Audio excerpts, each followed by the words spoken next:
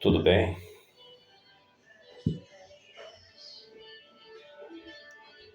Nós vamos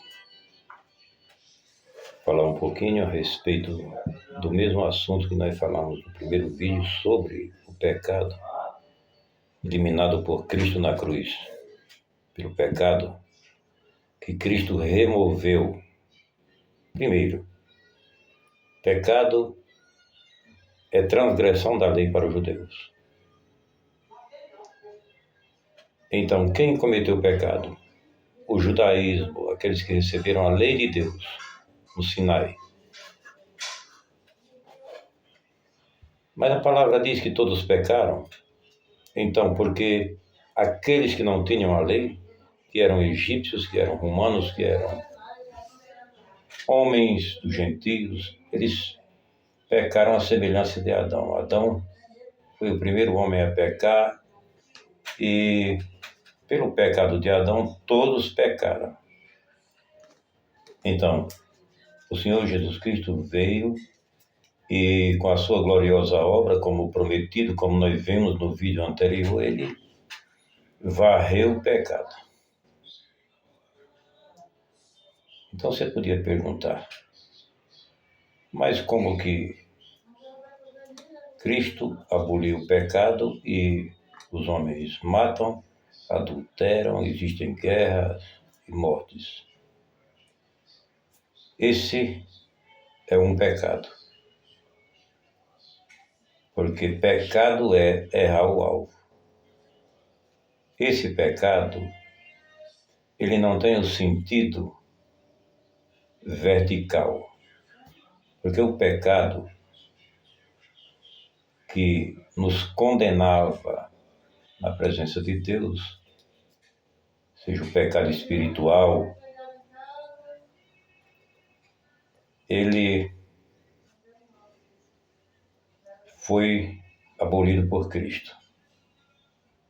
O nosso pecado na carne, de Gálatas 5,19, Paulo disse que aquilo que nós fizermos, semearmos na carne, da carne nós colheremos a corrupção. É como Jesus Cristo disse a Pedro, né? Pedro, coloca a tua espada na bainha, porque aquele que fere com a espada, é necessário que a espada seja morto. Pedro escreveu aos irmãos dispersos da Bitínia, do Ponto, da Galácia e da Ásia, judeus que estavam fora da nação judaica, ele escreveu o seguinte: 1 Pedro 2,24: levando ele mesmo em seu corpo os nossos pecados sobre o madeiro. Então, levou ou não levou? É mentira ou é verdade? Você crê ou não crê?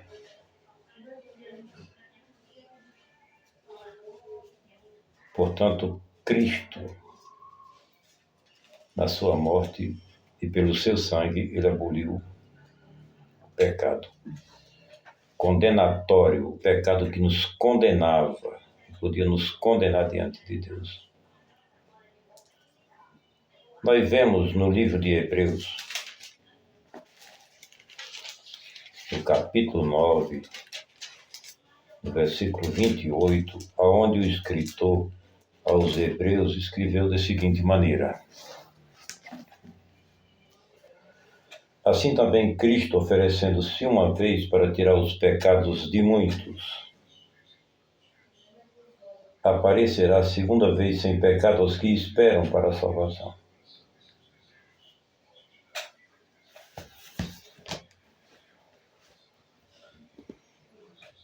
Então,